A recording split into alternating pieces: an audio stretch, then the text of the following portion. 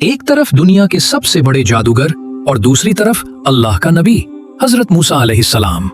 आज फैसला होना था कि सच क्या है और झूठ क्या। फिरौन ने पूरे मुल्क में ऐलान करवा दिया कि एक बड़ा मुकाबला होने वाला है। हर तरफ से लोग जमा होने लगे, जादूगर भी आ गए, वो लोग जो अपने फन में सबसे आगे थे।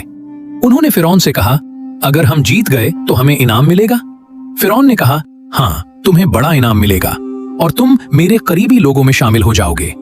अब सबकी नजर एक ही जगह थी। जादूगरों ने हजरत मूसा अलैहिस्सलाम से कहा, तुम पहले फेंको या हम? हजरत मूसा अलैहिस्सलाम ने कहा, तुम ही पहले फेंको। जब उन्होंने अपनी रस्सियां और लाठियां फेंकी तो लोगों को ऐसा लगा जैसे वो सब सांप बनकर दौड़ रही हैं। ये एक जबरदस्त जादू था। लोग डर गए और माहौल पुरअसरार हो गया। इस लम्हे हजरत मूसा अलैहिस्सलाम के दिल में भी एक पल के लिए खौफ आया, लेकिन अल्लाह ताला ने वही के जरिए उन्हें तसल्ली दी, डरो मत, तुम ही गालिब आने वाले हो। फिर हजरत मूसा अलैहिस्सलाम ने अपना असा जमीन पर फेंका और देखते ही देखते वो एक हकीकी और बड़ा सांप बन गया और उसने जादूगरों का सारा जादू निगल लिया। जो कुछ उन्होंने बनाया था सब खत्म हो गया। ये जादू नहीं था, ये अल्लाह का मोजज़ा था। जादूगर फौरन समझ गए, उन्हें पता चल गया कि ये इंसानी जादू नहीं हो सकता।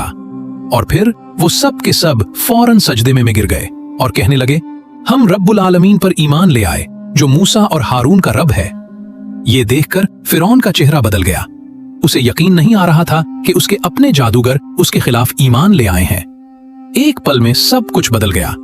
जहां जादू खत्म हुआ वहां हक सामने आ गया। लेकिन फिरौन अब चुप रहने वाला नहीं था।